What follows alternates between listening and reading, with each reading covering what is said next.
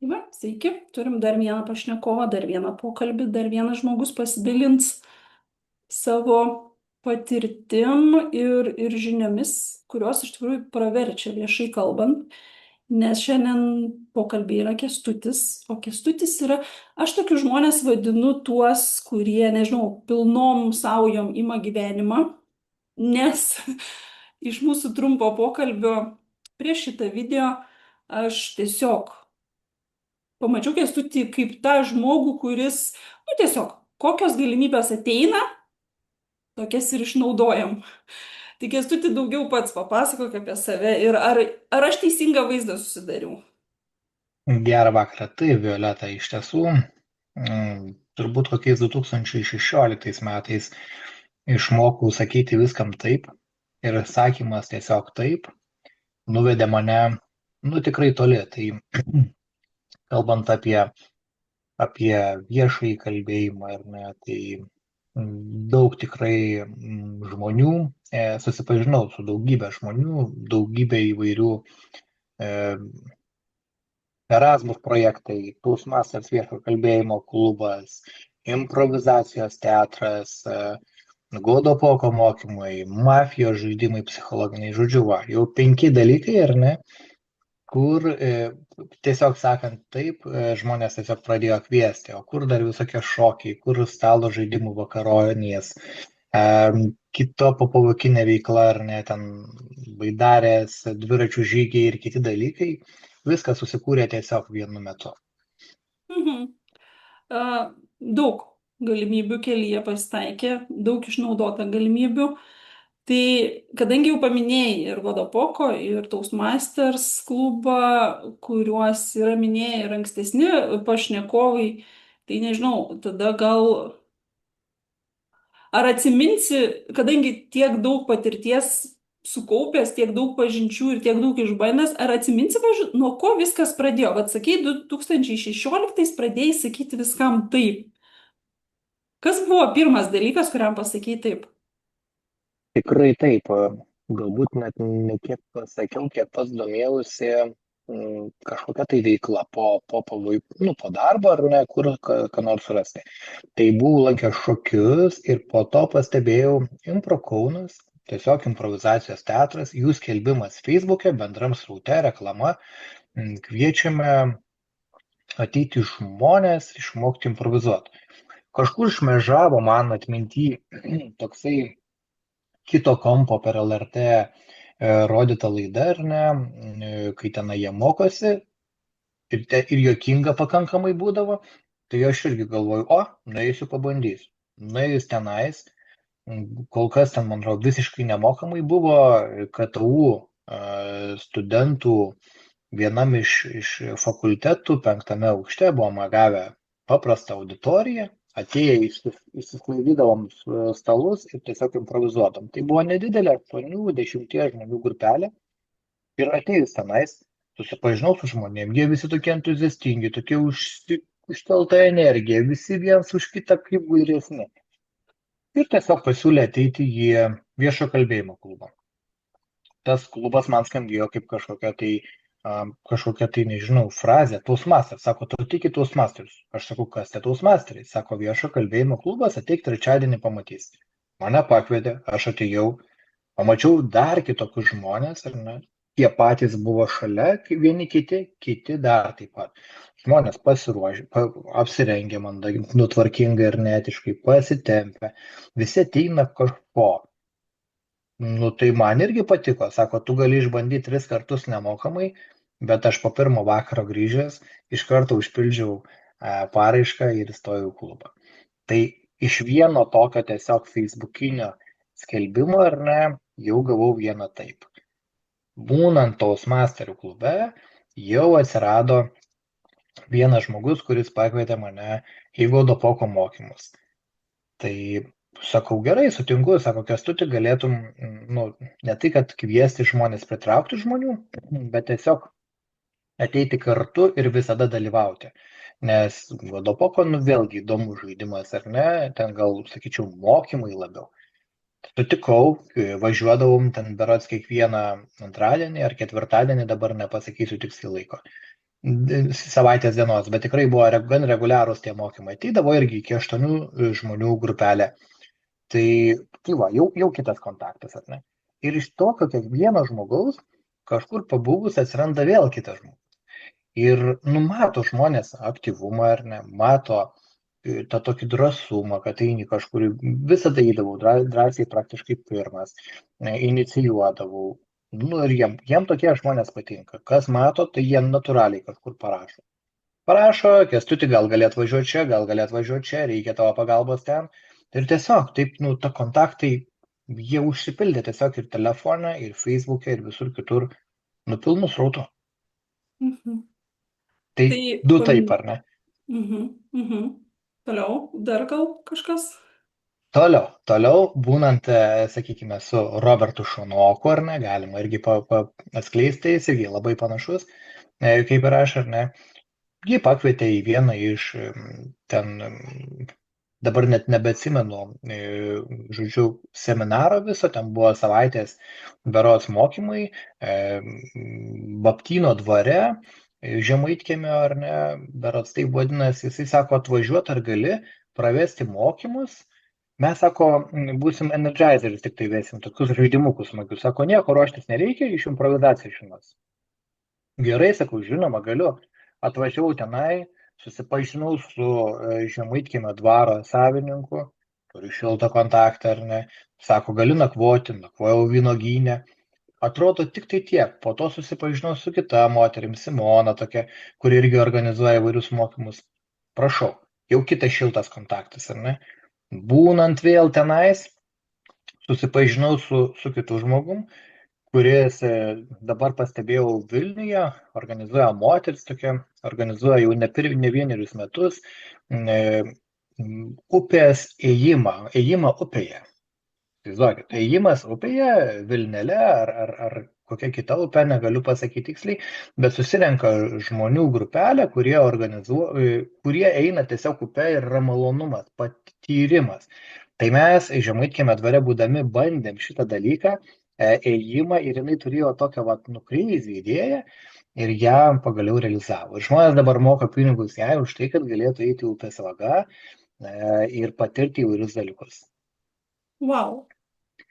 Jo, wow, tai atrodo, taip nieko ar ne, bet vėlgi šiltas kontaktas, kur galima susisiekti, nuvažiuoti, rekomenduoti ir panašiai. Sakykime vėl, ar ne, būnant tos masterio bendruomeniai, žmonės tokie jie labiau, tai renginiai kokie, tai organizacijos, tai kažkas tokio visada ant veiksmo. Skambina vienas klubo narys, sako, Kęstuti, Go Crazy kompanijai reikia pravesti mergvakarį. Mergvakario ten tematika yra pagrobimas. Žodžiu, gausim aprangas, tokias maskės, gausim ginklus. Reikia, ar gali, ar nori, ar gali, turi tą laisvą laiką tuo metu, ar gali. Žinoma, galiu. Tai vat su vienu iš pažįstamų, ar ne, mes dviese važiavom į mergvakarį ir grobėm vadinamą tą nuotaką, ar ne, ir turėjom vėl naujų patirčių ir taip dalyvavom. Tai vat atrodo, ar ne iš nieko, net šitą mintį buvau pamiršęs, kaip mes kalbėjome, ar ne, bet vat Go Crazy kompanija, nu jiems turbūt esu pravedęs iki 10 mergvakarių. Va taip ateina galimybės, kai pradedi kalbėti. Net nepradedi kalbėti, o tiesiog ieškai, kur gali pakalbėti. Ieškai galimybių, kur gali pakalbėti. Tai va tikrai, nu, kas klausot, ar ne, tai improvizacijos teatras Impro Kaunas, Impro 24/7 Vilniuje, Impro Klaipėdoje. Ir tikrai yra, manau, dar skyla vis grupelių, kuriuose tikrai galit lavinti ir ieškoti savęs. Nu, super. Tai tu paminėjai improvizacijos teatrą, Toastmasterius ir Godopoko. Gali trumpai papasakot, kuo jie panašus ir kuo skiriasi? Aš kaip visiems sakau, tai improvizacijoje žmonės mokosi kalbėti, tiesiog kalbėti, ar ne, jeigu jie ateina ir jiems sunku, tai istorija po vieną žodį, sakykime, aš buvau miške, pamačiau pelę, pelė griebė slieką. Tiesiog kokie žodžiai eina į galvą, tokius mes žodžiu, sakome. Ir tai sustoja, sakykime, ratelėje 4-5 žmonės, ar ne, kuria istoriją po vieną žodį. Tai nereiškia, kad aš visų žodžių sakau, tai sako vienas, kitas, trečias ir visi ratu. Tai mes pradžiai mokomės kalbėti. Atsistoja prie žmogų, sakai jam saldžius, pasaldintus komplimentus, kokios gražios tavo akis, kokie riesti tavo antakiai, kokia graži tavo užriesta nosytė ir panašiai, tiesiog sakai komplimentą. Mokaisi sakyti, po to gauni viską atgal. Tai mokėt kalbėti ar ne, gali žmonės kai kurie mokėti, bet kiti, ar ne, jiems sunku, jie būna užstringa. Tai vienas iš pratimų, ar ne, yra berti tiesiog žodžius iš S raidės. Sakai slyva, sidras, samanos, sąmonė ir atrodo nėra tų žodžių, bet tariant kažką atsiranda jie. Tai vat po truputėlį taip mokantis kalbėti, įvairių pratimų yra, kurie pradžioje apšilimas įvyksta, po to po truputėlį dviese, po to einam į kokį vaidinimą didesnį ir panašiai, ir vis lipant į sceną atsiranda tos drąsos ir atrodo kalbėti nesąmonę jau gali, tada keliaujam į Toastmasters per tokią bangelę, ar ne, kur ateini, gauni programą, yra struktūra, yra kalbėtojas pirmas, kalbėtojas antras, kalbėtojas trečias, kalbėtojų kiekvieno vertinimai, vakaro vedėjas, laikininkas, gramatikas, vyriausias vakaro vertintojas ir, žodžiu, gaunama programa, ar ne, jeigu mes susitinkam 18:30 ir yra parašyta, kad 18:30 yra vakaro prezidento, Toastmasters klubo prezidento atidaromasis žodis ir baigėsi vakaras 19:47, tai jisai taip ir baigsis. Viskas yra minučių tikslumu. Tiesiog 19:47 kompiuteris bus praktiškai spaudžiamas į išjungimo mygtuką ir ne, užsidarys projektoriai, jeigu jie naudojami ar ne, ir viskas, renginys baigsis. Nes yra kalbėtojams laikas ar ne, yra vertintojams laikas ir yra užpildomosios tokios gairelės, ar ne, kur galima žmonėm patempti truputėlį ir kur sutraukti, ar ne. Tai turim ir pertraukėlę numatytą, per kurią ir prabalansuojam, ar ne, ar ten 7 minutės darysim pertraukėlę, ar 15 minučių. Svarbiausia, kad antroji vakaro dalis prasidėtų laiku. Tai kam patinka struktūra, kam patinka vėlgi kalbėjimas jau struktūrizuotas, ar ne, ten nuo 5 iki 7 minučių kalbai yra skirta, prašau, ateikite į Toastmasters klubus visoje Lietuvoje. Taip pat yra Toastmasters Klaipėda, Toastmasters Kaunas, kažkada buvo ir Toastmasters Kaunas English klubas, reiškia anglų kalba, ir Vilniuje yra mažiausiai 2 klubai, kuriuos aš žinau. Tai vėlgi, čia yra struktūra, ar ne? Tai vat kuom jie skiriasi, ar ne? Turbūt ir atsakiau, dar yra toks apibūdinimas, kaip aš sakau, irgi yin ir yang, ar ne, juoda ir balta. Tai be vieno nebūtų kito, be to nebūtų kito. Išmokstam kalbėti, tada struktūrizuotai kalbam. Ir visada galima panaudoti tiek tą tokią improvizaciją, įtempti į kažkokį tai kalbėjimą ar nestruktūrizuotą, nes gali savo kalboje palikti 2 minučių intarpą improvizacijai ir paimprovizuoti šiek tiek, ir tiek su kalbėtoju, tiek su klausytojais ar neesančiais tavo scenoje ar ne, nu, publiko, tiek su kažkuo kitu, ar ne. Tai va, tai čia paminėjau Toastmasterius ir improvizaciją, o Godopoko tai yra vėlgi, irgi, taip sakyčiau, daugiau psichologijos gal ir improvizacijos. Reikia mokėti improvizuoti, reikia nebijot kalbėti jau ir nebijot dar laiku sustoti. Nes ten dar truputėlį kitaip veikia ir čia labiau jau apie bendravimą, individualesnį bendravimą su žmogumi. Ten reikia gebėti pritaikyti pateiktą situaciją ir ją integruoti į bendravimą su žmogumi, mokėti suprasti, įsiklausyti ir, sakyčiau, daugiausia turbūt yra klausymosi Godopoko žaidime, nes, tokiam, kaip pasakyti, režisuotam žaidime, jeigu taip galima pasakyti, ar ne, nes labai reikia išgirsti, ką iniciatorius nuspaudęs pipynę pasako, kodėl jis tai pasako. Jeigu trumpai, sakykime, ar ne, yra situacija, kad vat jūs, Violeta, sakykime, esat moteris ir gaunat situaciją, kad savo vyrui turit pasakyti, kad į kelionę į Turkiją, kurią jūs planavote 1 metus, važiuos ir vyro, kaip čia, nu jūsų mama, ar ne? Anyta. Jo, tai Taip. jo, Anyta, ar ne? Ir Okay. vyras to nežino, ar ne? Gal vyram ir paprasčiau, nu, moteriai būtų turbūt sudėtingiau, bet nesmė, ar ne? Ir yra, tai jūs esate tas žmogus, ne, tiksliau ne jūs, jūs būsite viena iš tų 3, kurie sėdės ant karštųjų kėdžių tokių, nes yra pastatomos 3 kėdės ir vienas žmogus, tada antras žmogus ir trečias žmogus, bet tie 3 žmonės yra kaip vienas. Ir sėdi kitas žmogus, tai yra tas jūsų vyras, sakykime, ar ne, ir jis turi tokią pipytę, grinai tokią pipip padaro, ar ne. Ir pirmas žmogus, tai yra jūs, kaip pavyzdys, ateinat kaip moteris ir sakot, visiškai improvizuotai scenarijų, ar ne, jūs galite sakyti, o, labas rytas, galite sakyti, o, sveikas, mano brangusis, grįžai iš darbo. Kaip tau sekėsi? Tipo, jūs susitinkate, ar ne? Jisai kažką atsako, tas žmogus, bet čia visiškai improvizuota yra. Ir pavyzdžiui, jūs sakot, nu va, jau gavau bilietus, pameni apie mūsų planuotą kelionę. Ir pavyzdžiui, galbūt jam kažkas nepatinka, jisai nuspaudžia pipynę, nes išgirsta, kad jūsų tone yra kažkas saldaus. Jūs kažką norit, nu, užglaistyti, ar ne? Ir jūs tada sakot, nieko nesakot, sakot, už tą. Ir jisai pagalvojęs, kartais žmogus parodo, kur tai jaučia ir ne kokioje kūno dalyje, jis pasako, man nepatiko tavo pasisveikinimas ir tavo tonas, aš jaučiu jame kažkokią klastą, kažkokį saldumą.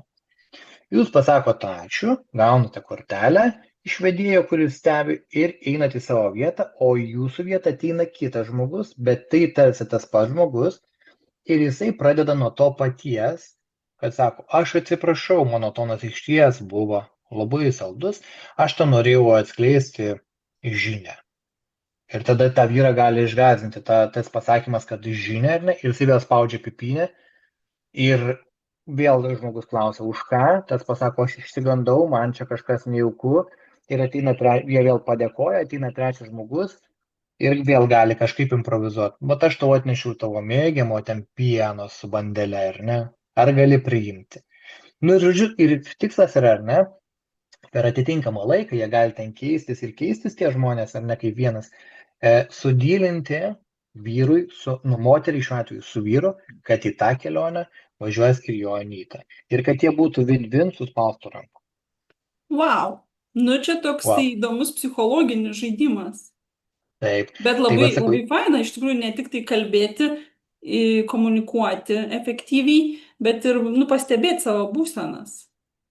be abejo, taip, nes kitų yra žmonių, kurių jų visiškai nedirgina. O kitam, pavyzdžiui, jisai suraukia antakius ir čia kažkas ne taip, bet jis nespaudžia, bet jis jau suraukia ir vedėjas stebi ir mato, kad, sako, ar tau viskas gerai, ar tu nenori spausti, ir kitas nedrįsta tiesiog spausti. O, Taip. Ir labai, dar yra labai. publika, kurie Mhm. stebi, ar ne, ten 4-5 žmonės ir po to mes darom tokį aptarimą ir irgi jie sako, aha, sako, jo, tas pirmas užėjimas buvo toks stiprus, bet antras apglaistė, o trečias ten iš vis kažką.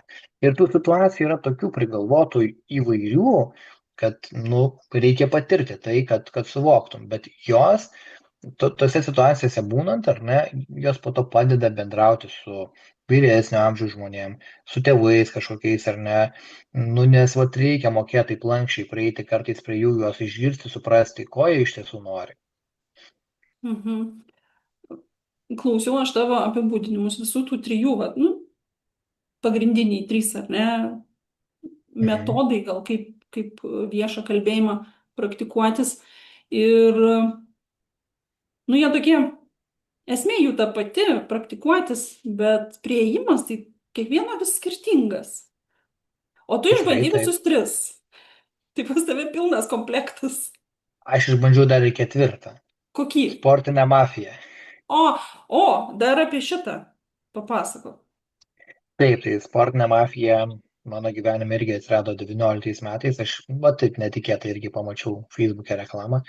Kaune nuėjau žaisti, tai ten dar kita struktūra, ar ne, yra 10 žmonių ir vedėjas. Ir visi yra gauna miego kaukės, su miego kaukiam, rankas laiko ant pečių, sėdi ratu, būtinai yra, apvalus stalas turi būti, nes kitokia energija ir daug geriau matyti. Traukia kortas ir išsitraukia atitinkamas korteles, tai piliečių, šerifo, mafijos arba mafijos boso dono, vėlgi imituoja, manipuliuoja žaidimą. Ir yra dvi komandos, tai juodi ir raudoni, tai juodųjų komandų yra trys mafijozai, skaitant ir doną, o raudonųjų komandų yra mafija. Piliečiai, atsiprašau.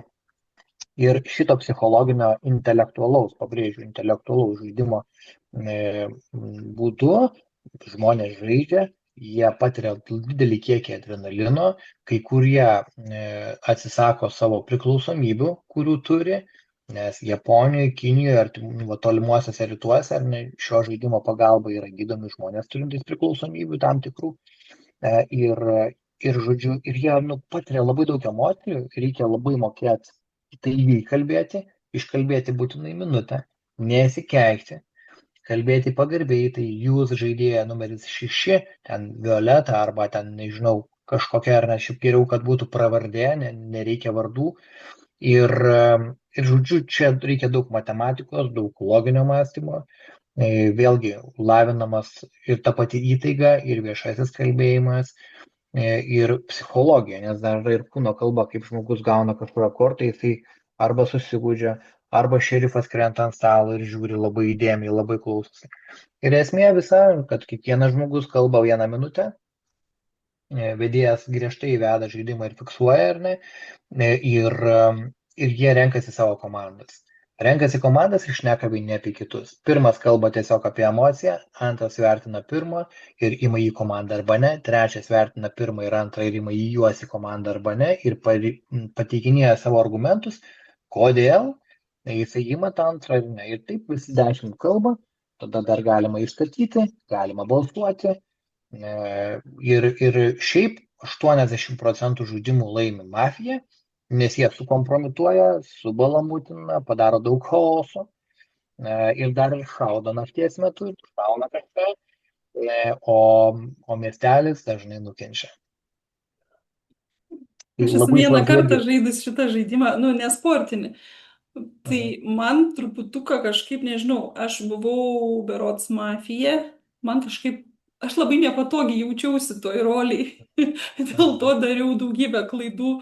Bet ten buvo toksai mokomasis žaidimas, tai tiesiog mokėmės, kaip ten viskas. Bet man ten tokia manipuliacija atrodė iš pirmo karto. Šiek tiek yra to, bet čia yra darbas su savimi, nes gavus mafijos kortelę, ar ne, reikia mokėti įsijausti į ją, sutramdyti savo tą visą jaudulį, ar ne, ir surinkti argumentus prieš kitus miestelėnus ir juos mokėti apjuodinti, nes tikslas žaidimo ieškoti mafijozų ir mafiozus išbalsuoti. Bet mafiozai padaro tokį chaosą, jie taip apjuodina greičiau raudonus žaidėjus, kad tie kiti raudoni pasimeta ir išbalsuoja tikrus raudonus žaidėjus. Ir tokiu būdu mafija ir laimi. Ir labai reikia įdėmiai klausytis šitam žaidime ir analizuoti, sakau, tiek kūno kalbą, tiek mimikas, pavyzdžiui, bet yra tam tikri ar ne metodai, kaip žmonės mato, kai kurie sako, tu kaip juodas būni, o taip pradedi kalbėti ir žiūri į viršų kažkur. Vat yra metodika, ar ne, vieni ten žiūri į kairę, kiti ją, o sako, kiti palaiko akių kontaktą, sako, kodėl tu nepalaikai, kai būni juodas, o raudonas būdamas, miestelėnas, palaikai su kiekvienu kalbėti. Tai vat labai yra, tai ir tam žmogui pasako, ar ne, tai jisai turi mokėti prisitaikyti kaip chameleonas būti.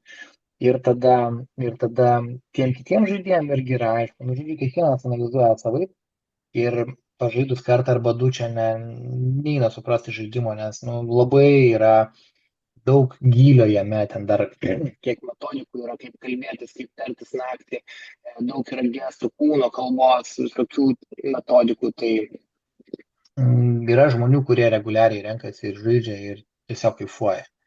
Tai sportinė mafija jau kaip sportas išeina ir net ir turnyrus organizuoja Lietuvoje ir ne tik. Aha. Man čia skamba, žinai, kaip tokia sustiprinta, intensyvi treniruotė viešo kalbėjimo, nes ten jau viskas ir pats su savim turi gerai jaustis, ir kitus matyti, klausyti, nuskaityti. ta prasme, visas komplektas viešo kalbėjimo stiprybių ir savybių vienoje vietoje, ten nežinau, kiek valandą kokią žaidžiasi tas vienas Jo, turas, ar ne? Tai vienas žaidimas vat, iki valandos. vat iš tikrųjų toksai sustiprintas, kai būna treniruotis, eina moteriškės pas kariškius, ta tokia jau stipri mankšta, tai čia vat reikia treniruotis viešą kalbėjimą, eiti į mafijos žaidimą. Tikrai taip.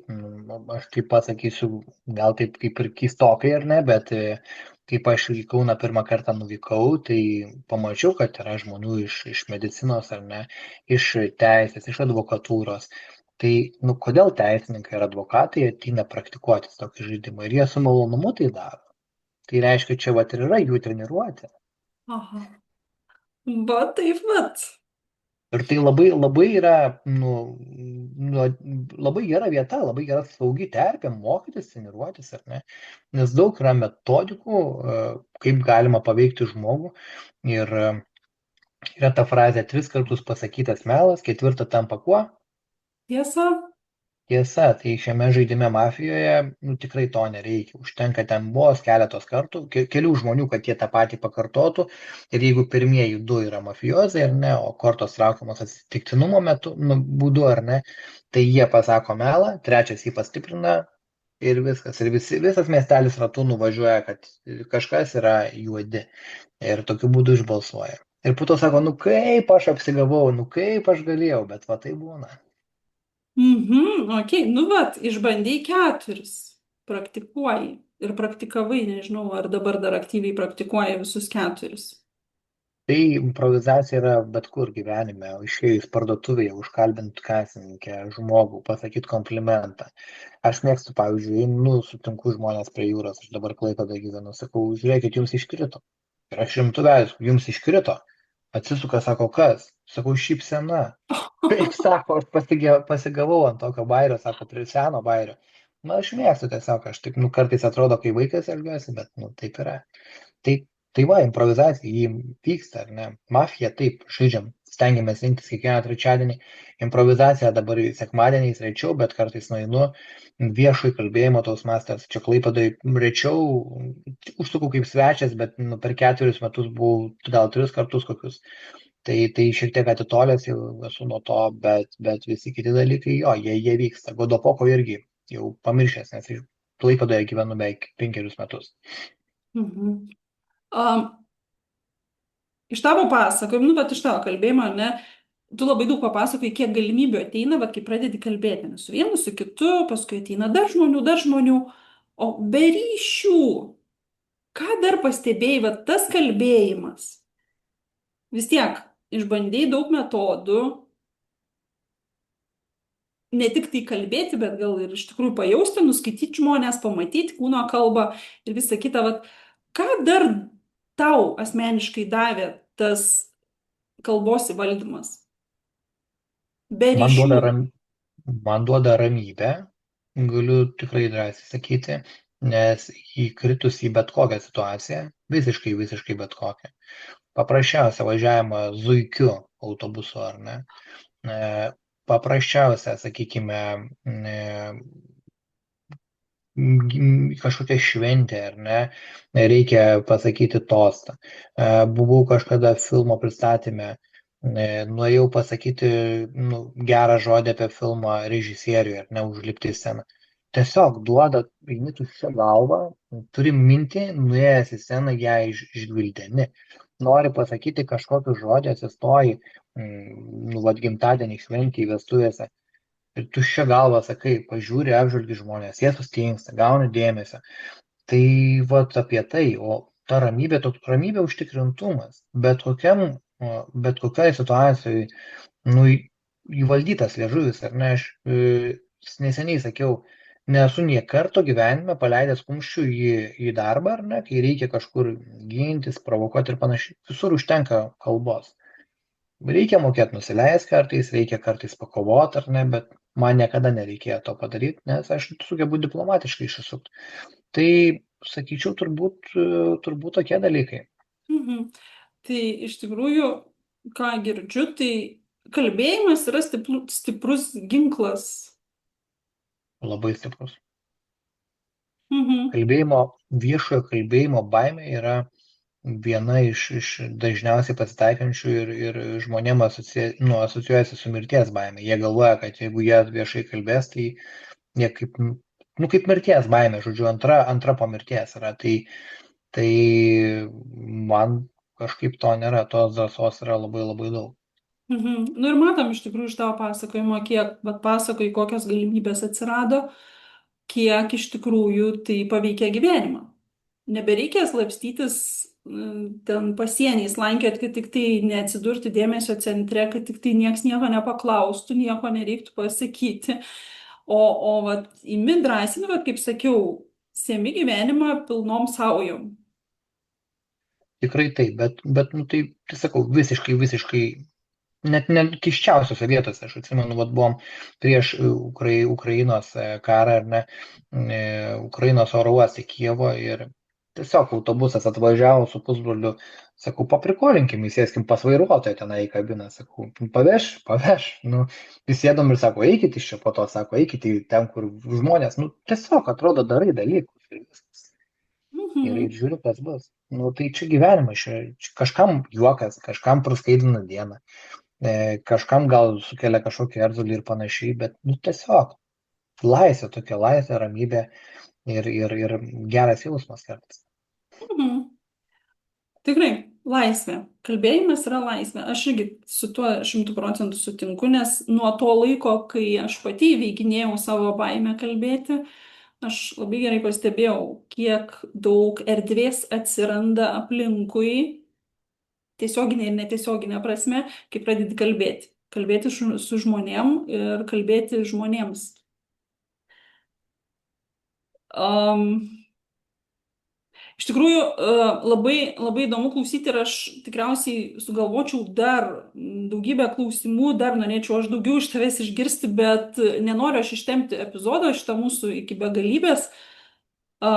Jeigu sugalvosim galbūt antrą susitikimą, antrą epizodą apie kažką daugiau pakalbėti.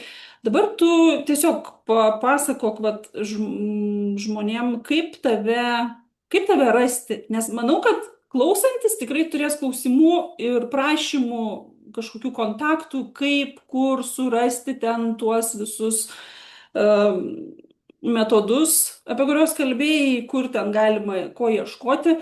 Tai kur tave dažniausiai galima sutikti iš, nežinau, iš socialinių tinklų?